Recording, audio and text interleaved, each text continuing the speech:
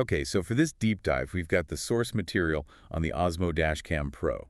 You've probably seen the ads. It's billed as Australia's top-rated dashcam. Right, and the marketing claims are pretty impressive. We're talking 4K front and rear cameras. Enhanced night vision, they say. Plus 247 loop recording, which sounds useful. And the ability to zoom in on license plates from far away. Plus the big one, official acceptance by Australian insurance companies. That sounds like a solid endorsement. Okay, let's unpack this then. Our mission here is to really drill past that, shiny website and look for the red flags, things that suggest maybe the marketing is a bit misleading. Yeah, finding the gap between the promise and what you actually get with this kind of tech. Exactly. So let's start with performance. That 4K claim and reading license plates reliably from a distance. That's a key feature they push hard. It is. And while, sure, 4K dash cams do exist that claim about readability, well, it's almost always highly conditional. It really depends. Conditional how? Like Yeah. it only works perfectly on a sunny day if everyone's stopped. Pretty much, yeah. The real issue often isn't just the raw pixel count, the 4K part. It's more about the lens quality, the sensor's dynamic range, and crucially, how much the video gets compressed when it records. Compression. So the 4K tag doesn't guarantee clarity. Not on its own, no. Things like motion, poor lighting, maybe headlight glare, they can blur the image long before that 4K resolution even matters. That peace of mind they advertise, it's really only guaranteed under ideal conditions. Okay, that makes sense. Hmm. Which brings us to the next big promise. Peace of mind around the clock with that 24/7 continuous loop recording. Right. For a small camera like this running constantly, that seems like it could cause problems, practically speaking. It absolutely raises concerns. You see, continuous recording needs really robust power management and what we call thermal stability, heat management, basically. And a small dash cam just sitting there baking in the sun. Exactly. Its little battery or capacitor likely can't handle that constant load without getting seriously hot.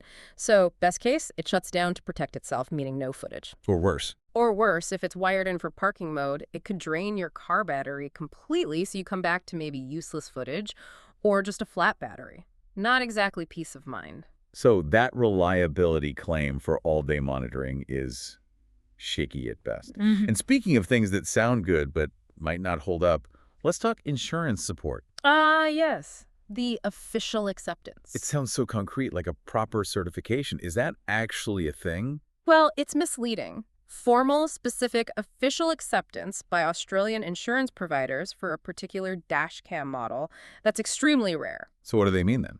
Most insurers will accept footage, sure, from almost any camera. But, and this is the key part, only if the quality is good enough for their internal needs. Clear enough to see what happened. So the marketing twist is implying the device itself is endorsed, giving buyers a false sense of security. Precisely. It suggests your claim will automatically be smoother just because you bought this camera, which isn't guaranteed at all. And that false security plays right into the pricing, doesn't it? We saw that high $399 price, then bam, slashed to $199. Today only. Flashing timers. The works. Classic high-pressure sales tactics. Create urgency, make the discount look massive. But hold on, isn't some markup normal? Yeah. For, local support, warranty here in Australia, maybe some localization. Is it all just profit? That's a fair point. There are legitimate costs. But the scale of this difference tells a different story. When you see a 50% cut combined with that kind of manufactured urgency, it signals something else. Which is? It signals the price was likely inflated to begin with to make the discount seem incredible. But the real kicker, the biggest red flag here, is the price discrepancy we found. Okay, what did you find? If you look behind the curtain on sourcing sites like Alibaba, you can find what appears to be the exact same dash cam. Identical specs, appearance. For how much? For about $28 to $32 US. Wait, $28 compared to the discounted $199 they're asking. Yep. That's not just margin. That's potentially a 7x to 10x markup, maybe more depending on the exchange rate and exact model. This points strongly towards a drop shipping or maybe a low-volume import model. So they buy a generic product cheap, maybe stick a logo on it, build a fancy website, and sell it for vastly more without ever really handling inventory. That's the strong implication, yes.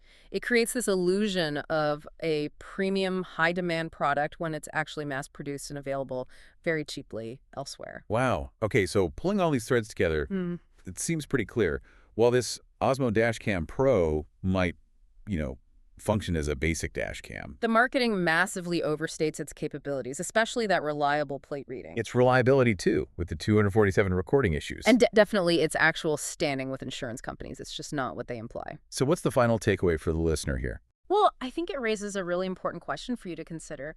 When a product relies so heavily on urgent discounts and these huge markups, what does that really tell you about the company's belief in the actual long-term value of the tech they're selling? A good question to ask. Definitely. Always do that external price check. Look beyond the flashy marketing and research the core features yourself before you trust any promise of, well, peace of mind.